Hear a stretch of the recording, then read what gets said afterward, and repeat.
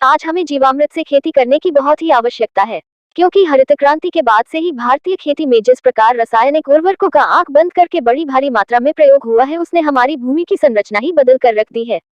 आज बहुत ही तेजी से खेती योग्य भूमि बंजर भूमि में बदलती जा रही है और लाखों करोड़ रुपया किसानों का रासायनिक उर्वरकों पर खर्च हो रहा है। खेतों में लगातार रासायनिक उर्वरकों के प्रयोग से फसल की पैदावार पर भी प्रतिकूल प्रभाव पड़ रहा है।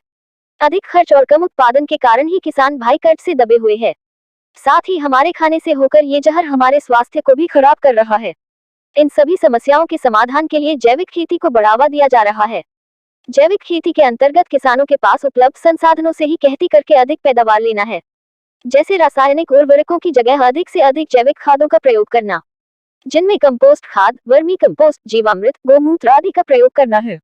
इस वीडियो में हम जीवामृत के बारे में जानकारी दे रहे हैं, जिसे किसान भाई कम लागत में अपने ही घर पर बनाकर खेतों में प्रयोग करके अधिक लाभ ले सकते हैं। जीवामृत क्या है? जीवामृत एक अत्यधिक प्रभावशाली जैविक खाद है, जिसे गोबर के साथ पानी में कई और पदार्थ मिलाकर तैयार किया जाता है, जो पौधों की वृद्धि और विकास में सहायक है। यह पौधों की विभिन्न रोगाणुओं से सुरक्षा करता है तथा पौधों की प्रतिरक्षा क्षमता को बढ़ाता है, जिससे पौधे स्वस्थ बने रहते हैं तथा फसल से बहुत ही अच्छी पैदावार मिलती है। जीवामृत को दो रूपों में बना सकते हैं। एक तरल जीवामृत, दो घन जीवामृत। तरल जीवामृत बनाने की विधि। तरल जीवामृत बनाने के लिए हमें निम्नलिखित सामग्रियों की आवश्यकता होती है। एक देशी गाय का 10 किलो गोबर, देशी बैल या भैंस का भी ले सकते हैं। 10 लीटर गौमूत्र, देशी बैल या भैंस का भी ले सकते हैं। 3 पुराना सड़ा हुआ गुड़, 1 किलो, नया गुड़ भी ले सकते हैं। अगर गुड़ न मिले तो 4 लीटर गन्ने का रस भी प्रयोग कर सकते हैं। 4 किसी भी प्रकार की दाल का 1 किलो आटा, मूंग, उर्द, अरहर, चना आदि का आटा। 5 बरगद या पीपल के पेड़ के नीचे की मिट्टी 1 किलो, इसे सजीव मिट्टी भी कहते हैं। अगर पीपल या बरगद के पेड़ के नीचे की मिट्टी न मिले तो ऐसे खेत की मिट्टी प्रयोग की जा सकती है जिसमें कीटनाशक न डाले गए हों। 6 200 लीटर पानी। 7 एक बड़ा पात्र, ड्रम आदि। नोट: बरगद या पीपल के पेड़ के नीचे की मिट्टी सबसे अच्छी होती है, क्योंकि बरगद और पीपल के पेड़ हर समय ऑक्सीजन देने वाले पेड़ हैं और ज्यादा ऑक्सीजन देने वाले पेड़ के नीचे जीवाणुओं की संख्या अधिक पाई जाती है। ये जीवाणु खेत के लिए बहुत ही आवश्यक एवं लाभदायक है।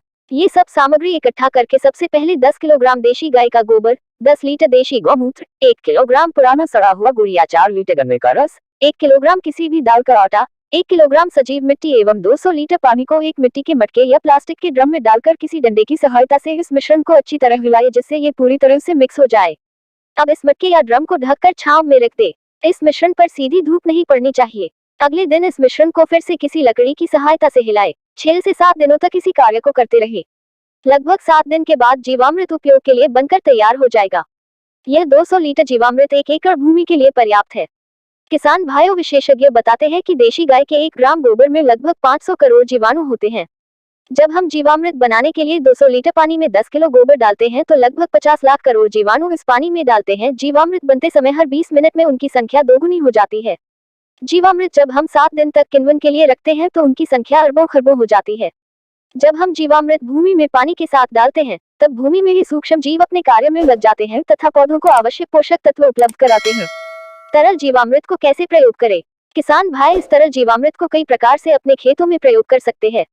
इसके लिए सबसे अच्छा तरीका है फसल में पानी के साथ जीवामृत देना। जिस खेत में आप सिंचाई कर रहे हैं उस खेत के लिए पानी ले जाने वाली नाली के ऊपर ड्रम को रखकर वाल्व की सहायता से जीवामृत पानी में डाले। धार इतनी रखें कि खेत में पानी लगने के साथ ही ड्रम खाली हो जाए। जीवामृत पानी में मिलकर अपने आप फसलों की जड़ों तक पहुंचेगा। इस प्रकार जीवामृत 21 दिनों के अंतराल पर आप फसलों को दे सकते हैं। इसके अलावा खेत की जुताई के समय भी जीवामृत को मिट्टी पर भी छिड़का जा सकता है। किसान भाई इस तरह जीवामृत का फसलों पर छिड़काव भी कर सकते हैं। फलदार पेड़ों के लिए पेड़ों दोपहर 12 बजे के समय पेड़ों की जो छाया पड़ती है उस छाया के बाहर की कक्षा के पास 1.0-1.5 फुट पर चारों तरफ से नाली बनाकर प्रति पेड़ 2 से 5 लीटर जीवामृत महीने में 2 बार पानी के साथ दीजिए। जीवामृत छिड़कते समय भूमि में नमी होनी चाहिए। जीवामृत का प्रयोग किसान भाई गेहूं, मक्का, बाजरा, धान, मूंग, उर्द, कपास, सरसों, मिर्च, टमाटर, बैंगन, प्याज, मूली, गाजर आदि फसलों के साथ ही अन्य सभी प्रकार के फलदार पेड़ों में कर सकते हैं। इसका कोई नुकसान नहीं है। घन जीवामृत बनाने की विधि। घन जीवामृत बनाने के लिए निम्नलिखित सामग्री की आवश्यकता होती है। 100 किलोग्राम देशी गाय का गोबर, 2 5 लीटर देशी गौमूत्र, 3 2 किलोग्राम गुड़, 4 2 किलोग्राम दाल का आटा, 5 1 किलोग्राम सजीव मिट्टी। ये सब सामग्री एकत्रित करके सबसे पहले 100 किलोग्राम देशी गाय का गोबर लें और उसमें 2 किलोग्राम गुड़ तथा 2 किलोग्राम दाल का आटा और 1 किलोग्राम सजीव मिट्टी डालकर अच्छी तरह मिश्रण तैयार कर लें। इस मिश्रण में थोड़ा थोड़ा गौमूत्र डालकर उसे अच्छी तरह मिलाकर गूंथ ले ताकि उसका घन जीवामृत बन जाए। अब इस गीले घन जीवामृत को छांव में अच्छी तरह फैलाकर सुखा लें। सूखने के बाद इसको लकड़ी से ठोककर बारीक कर लें तथा इसे बोरों में भरकर छांव में रख दें। इस प्रकार बने घन जीवामृत को आप 6 महीने तक भंडारण करके रख सकते हैं। घन जीवामृत को कैसे प्रयोग करें? घन जीवामृत को हम किसी भी समय भूमि में डाल सकते हैं। खेत की जुताई के बाद इसका प्रयोग सबसे अच्छा होता है। जब हम भूमि में इसे डालते हैं तो नमी मिलते ही घन जीवामृत में मौजूद सूक्ष्म जीवाणु कोष तोड़कर समाधि भंग करके पुनः अपने कार्य में लग जाते हैं।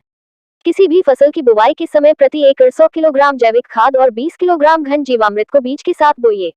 इससे बहुत ही अच्छे परिणाम देखने को मिलते हैं। इसके प्रयोग से आप रासायनिक खादों से ज्यादा उपज ले सकते हैं। बीज बोते समय बोने का जो औजार है उसमें 2 नलियों का बाउल लगाएं।